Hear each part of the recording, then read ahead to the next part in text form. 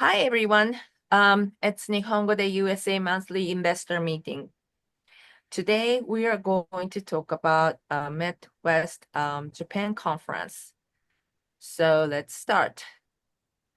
First, introduction of Nihongo-de-USA and 54th Midwest Japan Conference in Columbus, Ohio, and local housing market and investment opportunities. Creation of environment where people can open up their potential and discovery of Japan's new role in the United States is Nihongo-de-USA's purpose. As of 2024, we provide two main services, the creation and management of rental housing for expatriates families from Japan and Korea, and asset building assistance through U.S. real estate. We'll continue to expand our services throughout the United States and to develop a Japantown. Nihongo-de-USA's one-stop real estate service started in 2011 in Columbus, Ohio. There was a high demand of lease homes by Japanese expats assigned to work in the U.S. for 3 to 5 years, but they are not allowed to purchase by the company rule. So therefore, they come to us to look for a leased home. The inventory of あき leased さ home ん、 was 画面がね、共有されてないけど大丈夫ですか？ oh, すいません。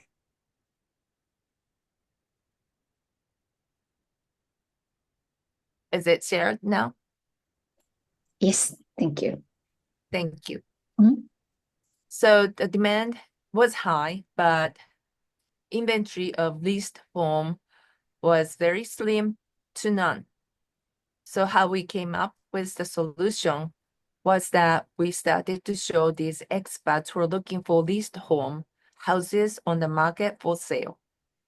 The houses for the sale homes are renovated and sometimes staged. It looked very nice.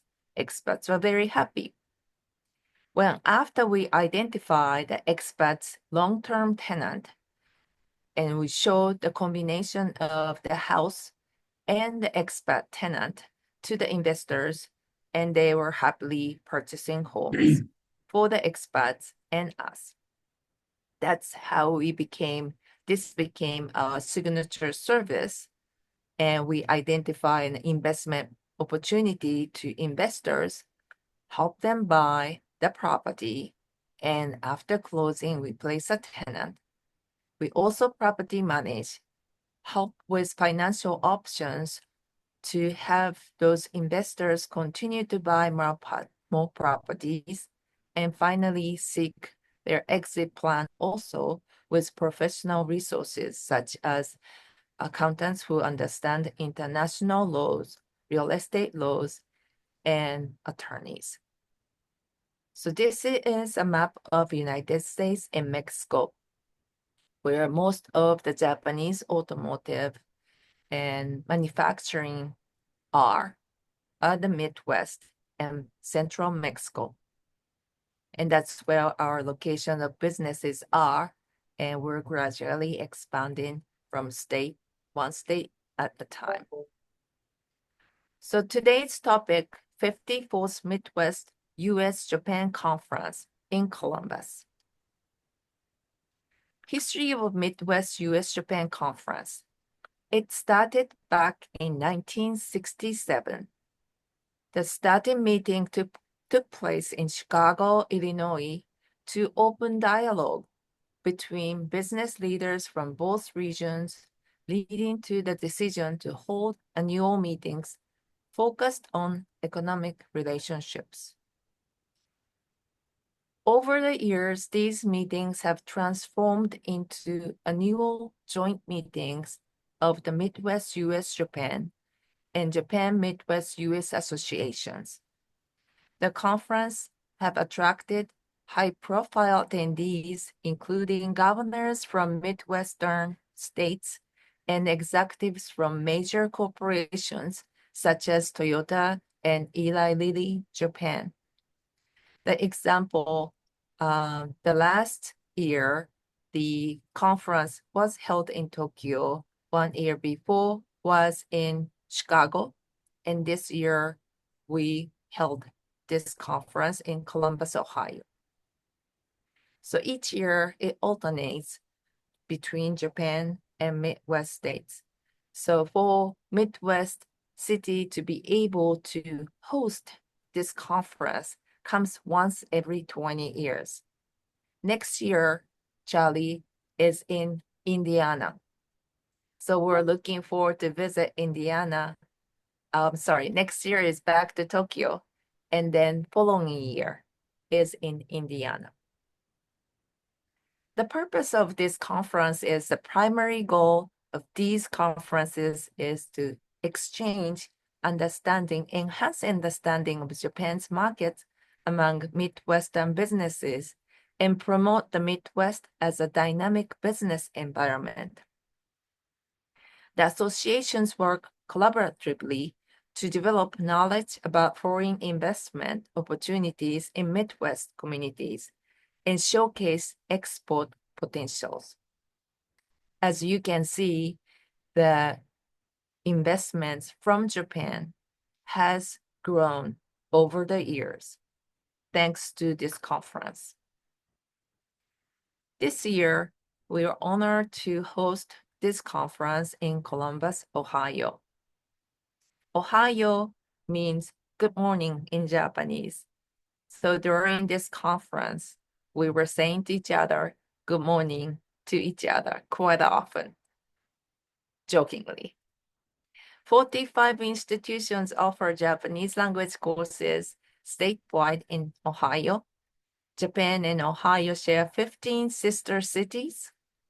25,000 plus Japanese live in Ohio.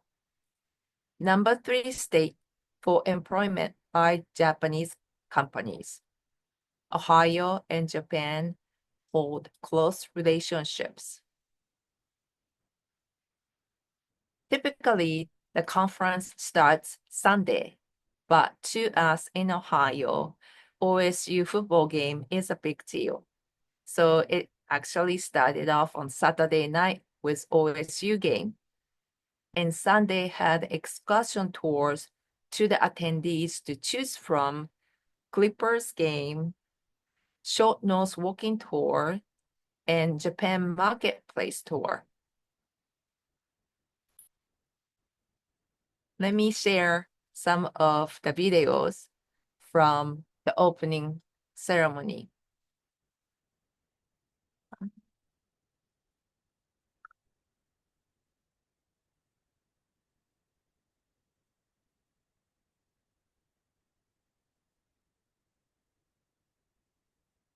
Their screen again. Do you see the screen? Good morning. Yes.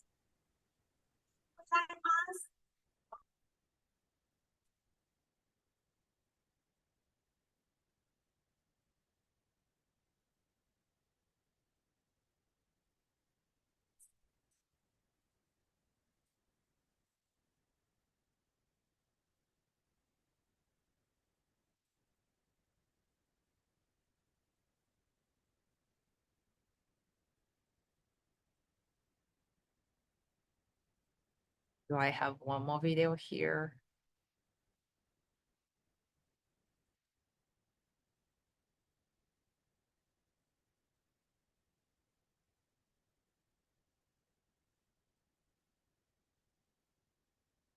So that was the opening ceremony. Before the opening ceremony, on Sunday evening, we had a welcome reception. And Governor DeWine and Mayor Ganser came to greet all the attendees. And on Monday morning, at the opening ceremony, we started our conference. The topic was building on ecosystem for innovation, growth, and sustainability.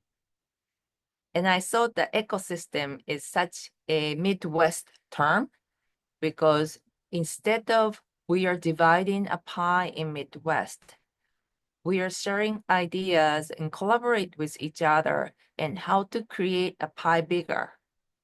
So this conference is a lot of talks, a lot of discussion, a lot of sharing of knowledge, building relationship. It's such a great energy and atmosphere, and we accomplished quite a bit. This was the attending states, governors, lieutenant governors came from 1, 2, 3, 4, 5, 6, 7, 8, 9, 8 states. And then 4 governors of Japan came to meet. And they had a discussion and they had a nice performance. And I would like to share one of the performance from that Gunma governor.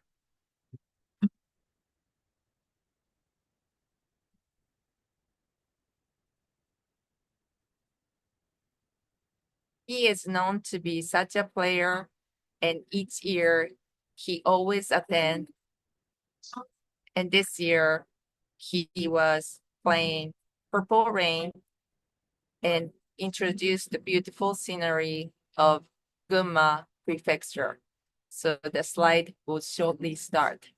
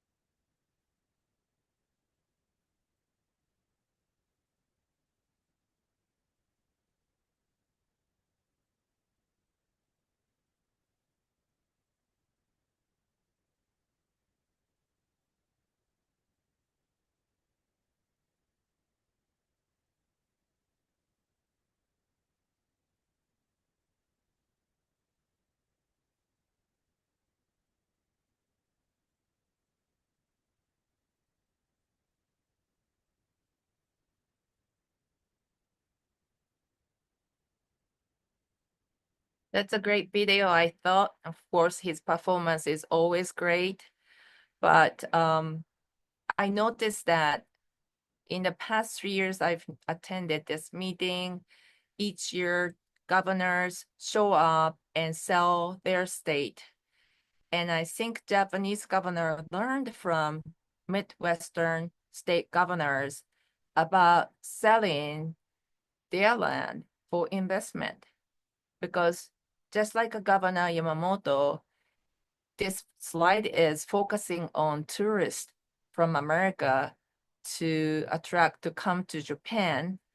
But prefecture of Shiga talked about they're the middle of Japan, and they have all the logistics to be able to have all the products out through and in and out of Japan, kind of like Kansas, us, Kentucky talk about why we're so strong in geography where you should, as a business, locate.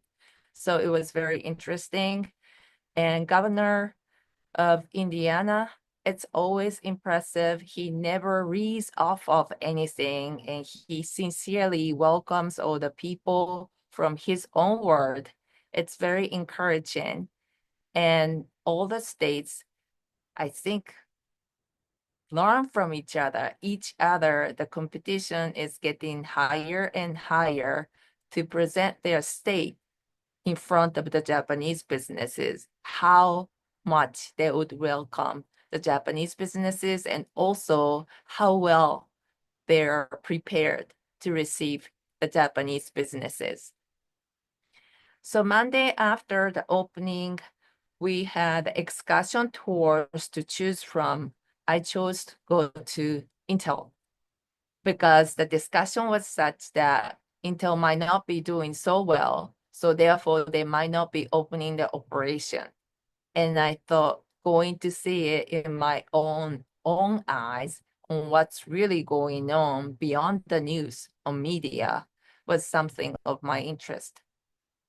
So what they showed us in the presentation there was that the development is just deeper than just building a plant, and how much investment, not just the money-wise, they did, construction-wise, they did. They showed that they're creating so much talent, the investment goes so much into education, and $17.7 million in funding created 2,300 plus scholarships, and collaboration of higher education institution is over 80 in Ohio, and over 9,000 students have been already educated by such grant. Even when I attended my son's middle school opening, the principal talked about they're preparing for Intel and other businesses to come to middle school students and its parents. Intel is creating a one-year program, which usually takes 2 years, to prepare shortage of labor. So they can't wait for 2 years, and they train somebody in a year to be able to create a workforce for them. Also, they shared that 70% of Intel's suppliers are Japanese from many stages. And top right corner is the 1,000-acre property in New Albany, where Intel is. And you can see a blank land still. They're there for their suppliers to come. Was such a big area, and I'll show you a clip of video. And construction is going, development is going, people are working. So left top corner was December 2022. And I remember when Midwest Conference Japan was held in Chicago, the Jobs Ohio was receiving all the compliments, winning the business from Intel. But that work has started long time before they won this, because by then, this much of construction has already begun. February 2024 is the middle top, and then June 2024 is on the right corner. And once everything is ready, and that's what you see on the bottom.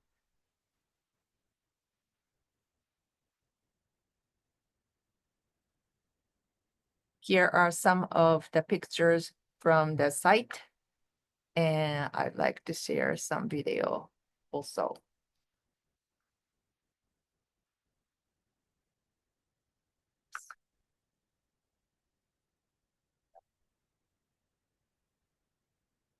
Do you still see it?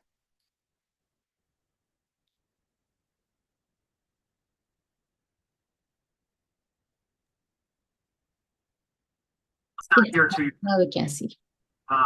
this roundabout is new, thanks to our project and thanks to the support from the state of Ohio. This road is new, and this road is So not just the plant, the whole area is turning into an industrial park. And the tour took us by the bus for the entire site.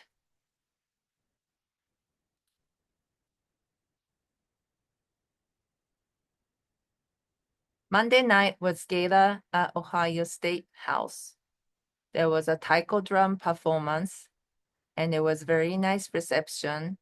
And of course, Governor Dwayne was there to welcome us, and he was very friendly going around us, and everyone had the honor to speak to him and took pictures.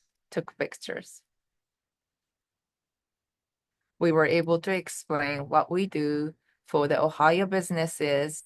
We create housings, and he was very impressed. So Tuesday, the conference continued, and there was some panel discussion on talent retention. And 3 panels from Japanese corporations in Midwest, and also the local business partners and educational partners talked about how Ohio is trying to retain talents for the businesses, especially for the Japanese businesses. So not only the education sectors, the government sectors, also each companies presented what they do to create new workforce and also to retain workforce. And one of the panel, Mitsubishi Shoji, which is a famous trading company, Zaibatsu company in Japan, he noted something interesting, that he said, Japanese companies have to change if we really want to obtain and retain the talent in the United States. Because Mitsubishi Trading Company is a well-known famous company in Japan, that name itself might attract new workers. However, in America, they exist in Texas. They are nobody, no name.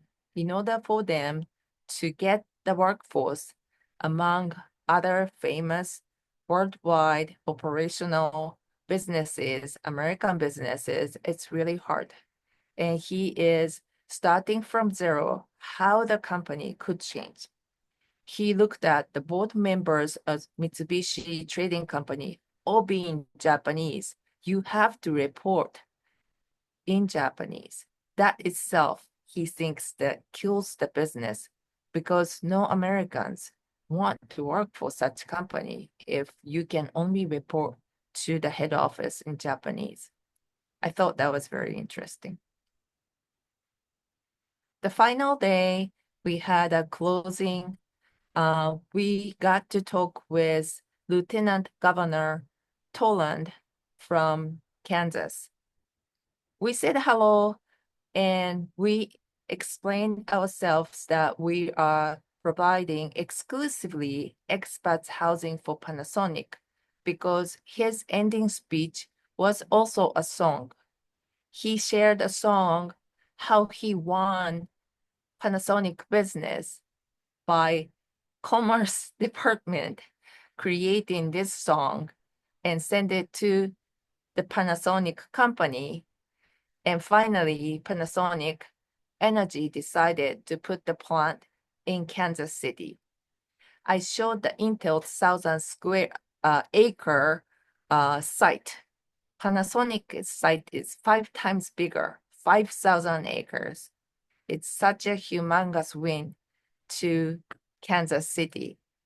And because of the governor, Taichi from Gunma sang Purple Rain, he was encouraged to share this song that Panasonic Energy sent to Panasonic to win their heart. Is the screen shared, Miki?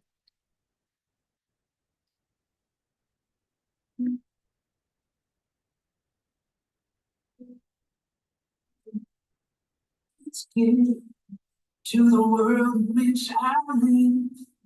Number 2, I must be fair. Tell the truth when I'm out there. Number 3, we are a team. So much bigger than just me. Number 4, I'll always try to grow. Number 5, I must be courteous and humble. Number 6, I will always be willing to change. Number 7, I sing good day. These are the 7 things we say. These are the 7 things we do. These are the 7 things we live.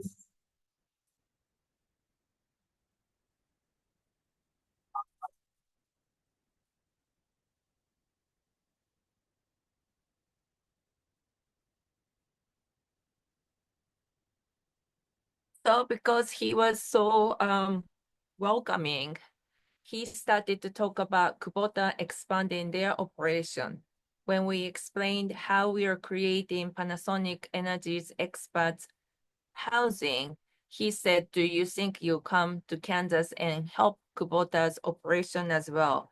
Because where Kubota identified as a site is there is no housing right now. We're bringing housing developers to develop houses. I would like to learn what Japanese expats would like in their homes. Would you help us? And of course, we said, yes, of course.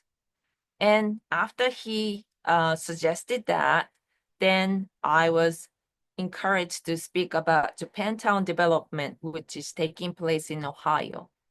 He said, do you think you can build that in Kansas as well? So after he said that, I shared the idea with Panasonic HR.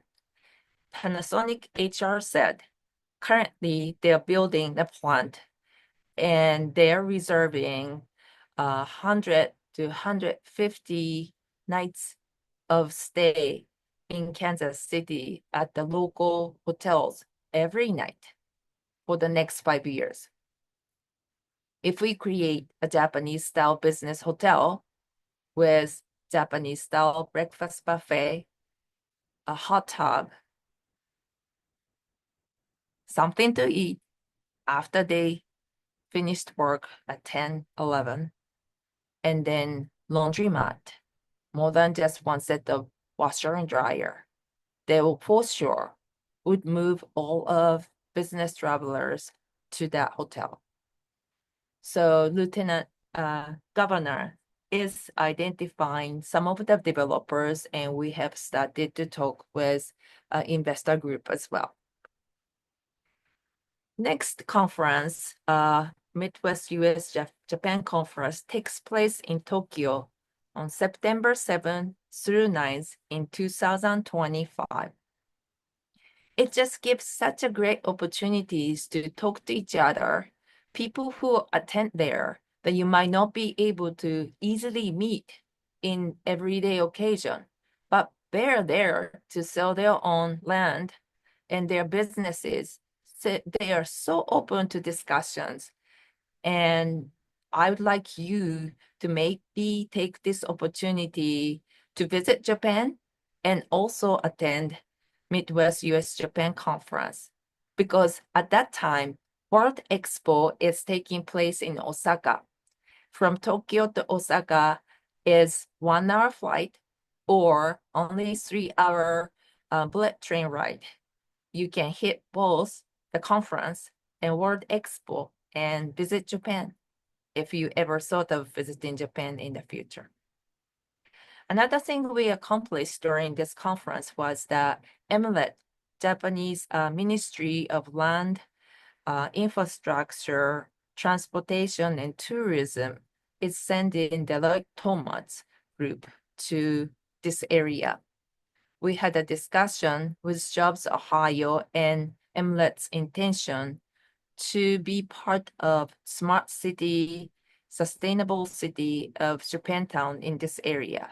So Ohio government, Jobs Ohio, Marysville Union County, and One Columbus continuing the discussion with the Japanese government. All right.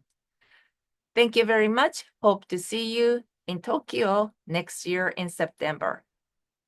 Now we're going to move on to current housing market in our area.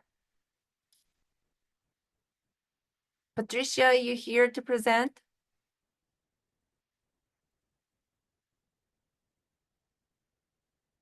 Okay, I'll present for her. So this is the Ohio Dublin school market. That's where second largest Japanese population reside, next to Novi, Michigan. In July, there are 119 closed home sales, 94 in contract. Average sales price was $571,072, which is 5.8% more than last year's. Median sales price went up to $553,510. When I first became a realtor, remember the median home sales in Dublin City School was 250 to 260, so just doubled. And because of all the businesses are coming to Ohio, we continue to expect the house price to go up. The average price per square foot is $245.68. Percentage of original list price receives 99.5%. Percent of last list price received 100.8%. So you can see it's still, when it's moving ready condition, we continue to have a multiple offer situations. However, when the market continues to be good seller's market, there are sloppy listings show up. And you can see that 99.5%, it broke 100%, meaning there are some houses that started to sit on the market. That's a great opportunity for you guys, investors, to take a look at those. If it sits on the market, seller will gradually willing to negotiate. Let's get ready and buy those homes while we continue to receive expats from Japan and Korea. Days on market is 25.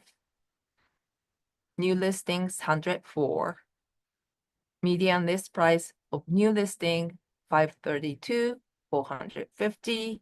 Median list price at time of sale 549, 900. So you can see that it's higher at closing than listing. So we're still receiving multiple offer situation.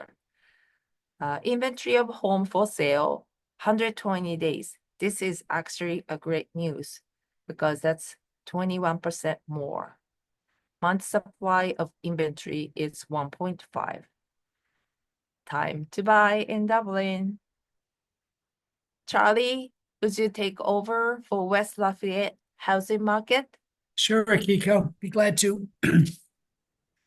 August and September are typically slower months, seasonally slower months from a closing point of view. Many people desire to have their family relocated in time for school to start in mid-August. So it's not unusual for us to see sales go down in August, closings. However, we had an unusually large drop in August of 2024, down 21% compared to last year. And it's too early for me to have the September numbers, so I'm hoping this is not a trend.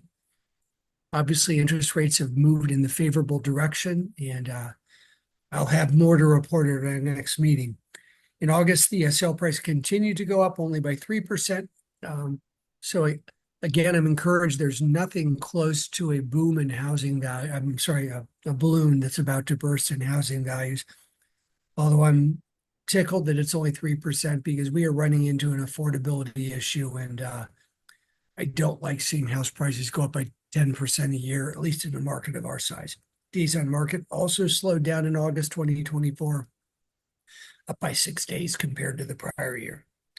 Year to date, the numbers are a little more encouraging. Our unit sales are down by only 2%. Average sale price is up by 7%, and our days on the market is up by 3%.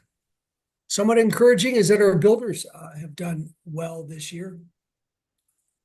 Frankly, we cannot encourage them to build more houses. They're building as many as they can, as many as our local government. Charlie, I think it's you might be far away from the microphone.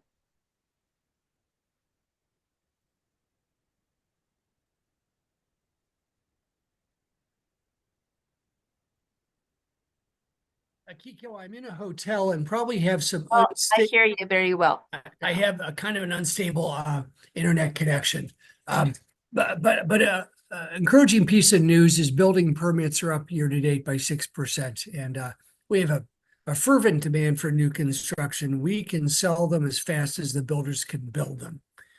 We, for all the right reasons, have a very conservative building regulatory operation in our county government. And although they protect us from overexpansion and converting too many farm fields to neighborhoods, at times their regulations really get in the way of our growth. So I'm happy to see that number go up by 6%. So Akiko, I'll be ready to report the September numbers next month, and I'm hoping that we'll find the iteration that happened in August was just a one-off, but I'll know more then. Good to visit with you. Thanks for inviting me. Thank you, Charlie. Look forward to seeing you and hear your September numbers next month. Thank you. You're very kind. Mickey, would you like to share Alabama Madison number? Sure. So Madison, I think this is the August report. We have 151 new listings, which is 22.6% decrease from last month. And 82 they got sold this month. This is 49% decrease by last month. And the median sales price is $356,000, which is 0.8% decrease from last month. Thank you. And active listing is 580 properties. And average days on market is 157 days. This was increased by 25% from last month, which is better. And average list to sales ratio is 99%, and median sales price per square feet is $169, which is 3.43% decrease by last month. Thank you. So this area, Madison, Alabama, is the suburb residential area of Huntsville. Huntsville, we have business from Mazda Toyota joint venture plant. We have exclusive home search almost from Mazda MTM. So when Mazda send expats to this area, they divide it into two different companies called MTM and MNow. And we take care of MTM. And then MNow HR started to have a conversation with us. And what we do is very attractive to their eyes that they didn't realize that they have used our competitor's service. When they use their competitor's service, they get the Japanese remote service by having an email correspondence with their staff members in New York. However, once that they identify the houses that they want to go seeing on a property tour, they hire a local realtors, and they do not necessarily speak Japanese, and they do not come when they move in to the house. And to somebody who is coming from foreign country, moving day is a big day, is a big nervous day. Anything could go wrong. The key doesn't open the door. What do you do? There is no electric. What do you do? I think it's more comforting if somebody from your company is there who helps you find and identify and sign a lease for this house. And we explained to them also, if they choose a house we property manage that our investor purchased for the particular tenant, we also property manage. So during the stay, when they have some problem with the house, they get to speak Japanese and tell us what's wrong with the house. And we identify the contractor and send them in their own language. And when they heard that, like, who would choose any other house other than that house? Would you be able to keep up with our expats numbers? And we said, we have so many investors who are interested in buying this area. Of course, there isn't any investor in our group that wouldn't buy a house that's already identified by a long-term tenant who doesn't lose a job, and they know the return because they know how much they are paying rent at closing. So that's the discussion we started to have. And once we completely help entire Mazda expats, they have 150 expat families in that area. And their workers usually come for 3-year assignment. That means every year, 50 new families are coming into this area. So we need 50 homes that we need to buy and property manage. If any of you are interested, please contact Miki for more details. All right, let's go to Novi, Michigan. Makiko, are you ready for Novi, Michigan housing report? Yes. Yeah, sure. Excuse me for turning off the video because I am outside and then I'm in the car. So Novi median sales price. Novi is a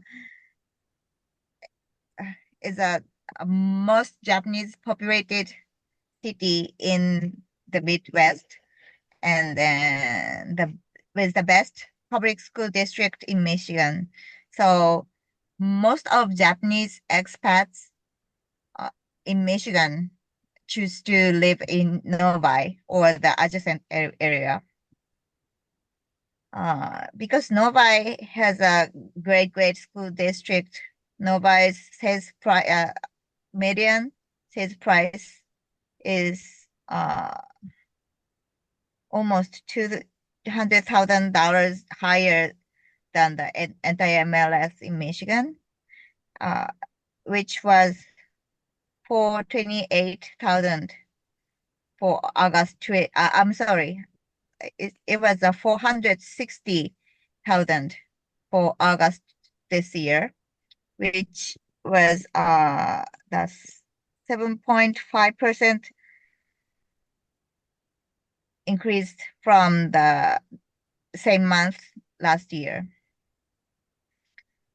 And then the average days on market is almost, I'm sorry, I cannot see it.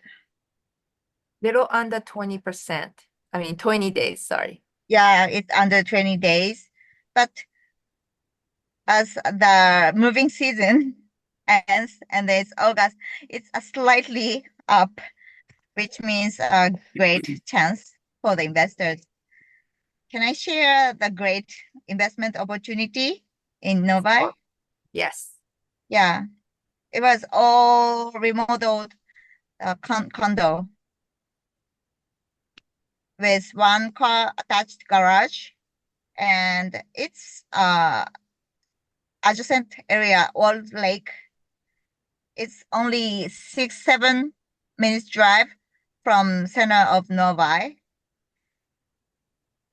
and it's small, about 800 square feet, but also has a fully finished basement of 800. So it has almost 1,500 living area. And then all the area was beautifully renovated. It's $180,000. So it has a great investment potential, I think. So please let me know or let Mickey know if you are interested in the purchasing investment property in Michigan.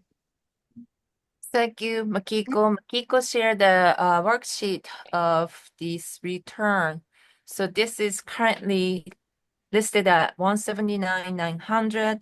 Expected income is $2,000 a month, which is $24,000 a year. And expenses are HOA $316 a month, $341 a month for property tax, and insurance, homeowners insurance is $83, and property management fee we charge is $80, and tenant placement fee is $100. So annual total cost is $11,040. And if you purchase by cash, then your cash flow is $12,960 a month, which is $1,080 I'm sorry, $12,960 a year. Monthly, it's $1,080. That's a 7.2% return.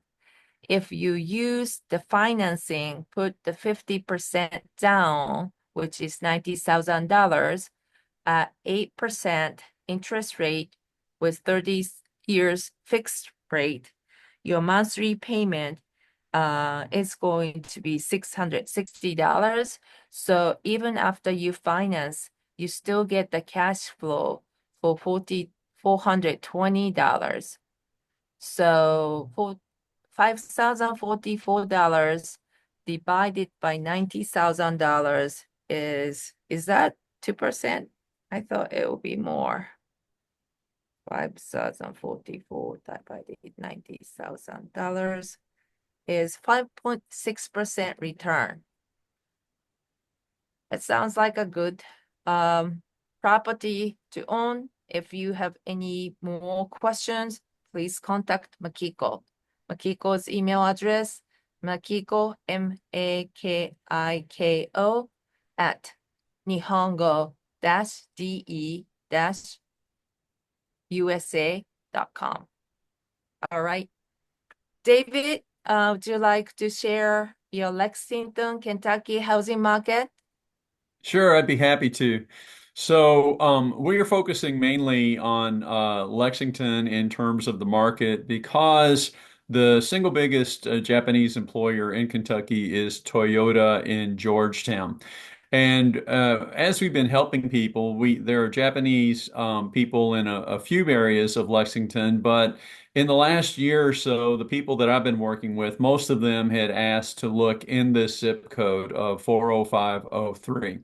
Lexington has had last year, kind of toward the end of the year in November and December, things slowed down a little bit in Lexington, but by spring, things were really, really hot again. Unlike a lot of some of the markets, it's been a little bit uneven across the country. We've had some areas where there have been decreases in pricing, but that has not happened in Lexington. By the time we got into February or March, we were back to multiple offer situations on pretty much everything. And so that is one thing. If you are looking to buy an investment property, we do have to do things very quickly because since it is such a hot market right now, generally it's gone right away. I mean, if you see it and you want it, you pretty much need to make an offer immediately. So that's something to be said about you should spend a little time and be prepared so that if this is an investment that you're interested in doing, you have your financing lined up, you kind of have all of your ducks in a row so that you can move forward if you want to. So looking at the market, you can see that we have about 1.4 months of inventory in Lexington. The median sales price for homes in Lexington, in this zip code, is $326,000. So I think that as we've been talking tonight, you know, in Lafayette, they were around 270, and in Alabama, they're around 270, and in Ohio, I think they were like 550. So there's a range of values there when you're thinking about how you want to invest. And of course, you need to think about not only the price, but the demand, how many people are looking at any particular spot. So keep that in mind. And so the sales price is averaging about 98% of the asking price. And that is just a signal that we have a super, super tight market right now. It pretty much, when you get above 95% or even really 90%, that is very, very much a seller's market. And so that explains why it has been such a very hot market in Lexington at this time. We do have some things kind of going on in Kentucky, kind of a few things. One of the biggest things, which is not just Kentucky, but nationwide, is just in the last week, I can't remember exactly what day it was, the Federal Reserve reduced interest rates by a half point. That's something that we've been hoping for nearly 2 years. That almost immediately, my friends in Indiana who were doing some work, who I was speaking with, said overnight they were having multiple offers on properties again where they had kind of cooled off. So it is expected to kind of continue to stimulate demand. Lawrence Yun, who is the chief economist of NAR, he believes that we're going to have a series of these rate cuts over the next year or two. And he predicts that there'll be 4 or 5 additional interest rate cuts over the next year or two by the Federal Reserve. And I have 2 or 3 slides. Can we move on to the next slide? Well, this just was a thing of, oh, thank you. As I said, Toyota is the biggest developer or the biggest Japanese company in Kentucky. This is some other news in Kentucky. We have a number, and we'll show the map here in a second, a number of Japanese companies in Kentucky. But one of the things, yeah, this map shows all of the Japanese companies in Kentucky, sort of right there in the center. That's the Lexington area. At the very top of the map, that is Cincinnati. And if you go almost due west from the center, that's the Louisville area. So those are really the 3 largest metropolitan areas in Kentucky. And that's why we have so much of that. But if you go south of Louisville, there is a community called Elizabethtown. And if you go a little bit south of that, there's a community called Glendale. And if you can go to that next slide. Whoops, that's not it. There we go. This is a picture of the Oval Blue battery plant being built as a joint venture by Ford and SK. And this, they've been working on this now, and I can't remember how many acres. I want to say it's about 1,000 acres, and it is a huge investment. As I recall, it's like a $4.6 billion plant that is being built in Glendale. When Glendale is close enough to E-Town that I think that a lot of people will be wanting to live in E-Town and then kind of commute down to Glendale, just for no other reason other than there's just more housing there. But the E-Town market is tight anyway because in addition to this plant, it's very, very close to Fort Knox, Kentucky. So they have a lot of military families who also live in that community. So actually, the price of housing in D-Town is a little bit higher than Louisville or Lexington. But I think the main point I wanted to make here is there are really big things happening in Kentucky. We have another 2 battery plants that are being built. But the big news here about Glendale is they've announced that they plan to have this running next year in 2025. They plan to have it start operations. So we'll start seeing a lot more demand from that plant as people are looking for housing. And we have a couple of other plants in Kentucky as well. But the big thing is the sort of the big news to bring about Kentucky is that this plant, which has been in the process of being built for about 2 years now, 2 or 3 years, is about to open and start operations. All right, great. Thank you very much, David. We have one house that we purchased in Elizabethtown because of our client, Asahi Glass employee wanted to move into a home, but he couldn't identify any rental homes in Elizabethtown in the school district where he wanted to send his kids to school. And having this news of SK is great news. From our experience, Elizabethtown is divided into like 2 ranges of homes. One range of home is like a ranch, small homes that doesn't seem like any of the expats would tend to move into. So therefore, this expat was having a hard time. And then developer developed this subdivision for like a larger home, 2-story, 2,500 square feet. David helped identify this home and purchase the home together with David. So we'll see how the housing supply is going to be in Elizabethtown and next year onto next year. See if any of you would like to capture this movement in Kentucky. Thank you, David. All right, this is the Kansas City market. I don't see Maki, so I'll share this. This is where we have Panasonic Energy building EV battery plant. And Miki will share how many expats are moving in. We are having Panasonic Energy hire a bus to do the tour because a surge of Japanese expats are coming in to this area.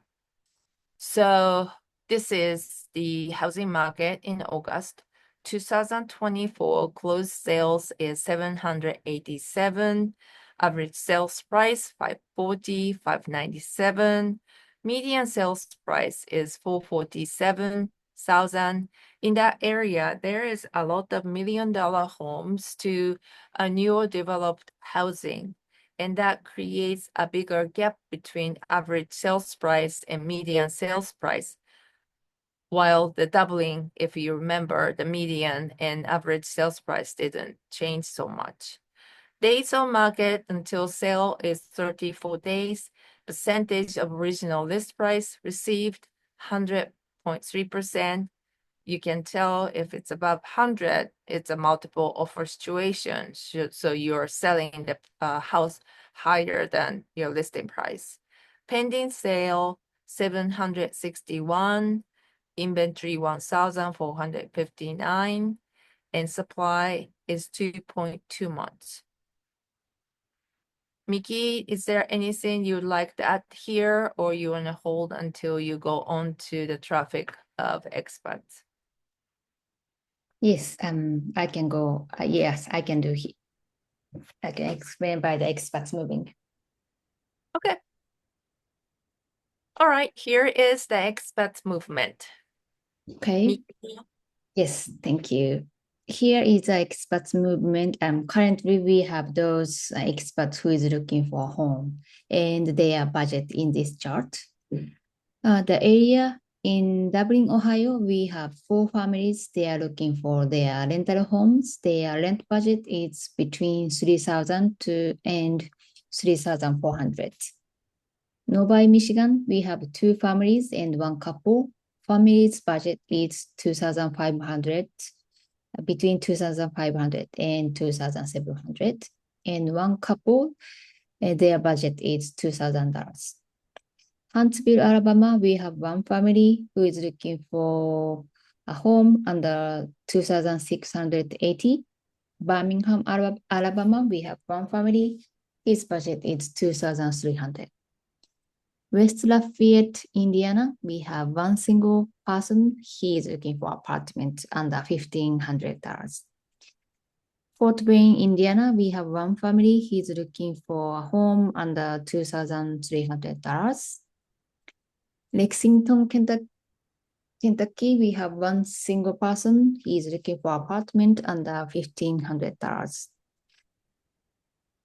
Kansas City, Kansas, we have 3 families and 4 couples and 11 singles. Family's budget is around $2,800 and couple's budget is $2,350. Single person apartments under $1,700.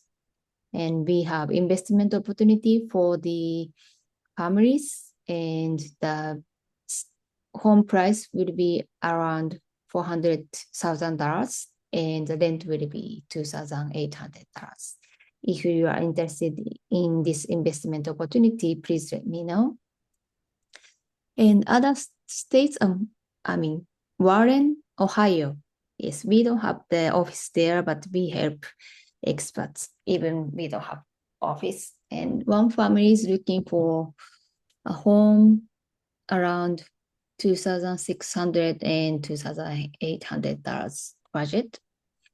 Heartland, New York, we have 1 family. He's looking for a home under $1,800. And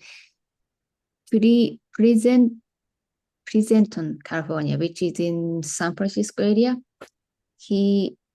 There is 1 family who is looking for a house under, I'm sorry, this is a single person. He's looking for apartment and he's looking for apartment under $2,500.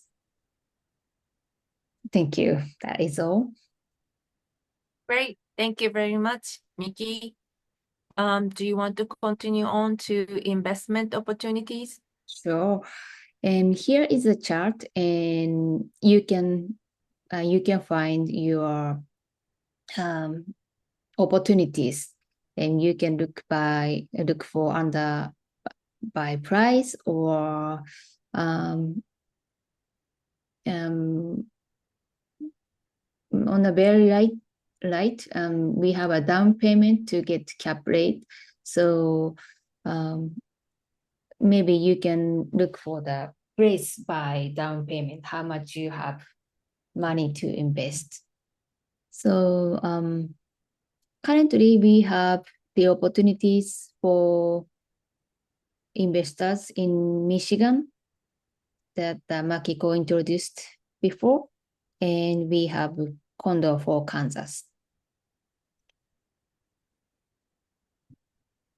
So the blue, you already identified the investors, but you're still looking for somebody who would purchase for the Ohio single family, 55% down, $275,000, and Ohio condo, $105,000, and Michigan single family home, $170,000, and then Indiana single family, $122,000. Yes. Yes. This is a great sheet because it's very easy to understand more than just the price and rent, that you know exactly how much you need to put as a down payment and you know which one you can afford. Great, great sheet. Thank you for sharing that. Thank you.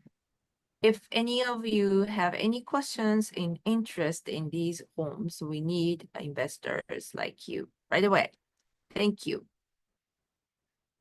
So next month's meeting is November 5th, 2024, 7 p.m. Eastern Standard Time by the same Zoom link. Our main topic is going to be Mexico City Economic Development, Japanese Company and Housing Market by Daniel Mejia, Japan Club. So please join us next month. Thank you very much. If you have any questions, please stay along. We're happy to answer any of the questions. Otherwise, good night. Bye-bye.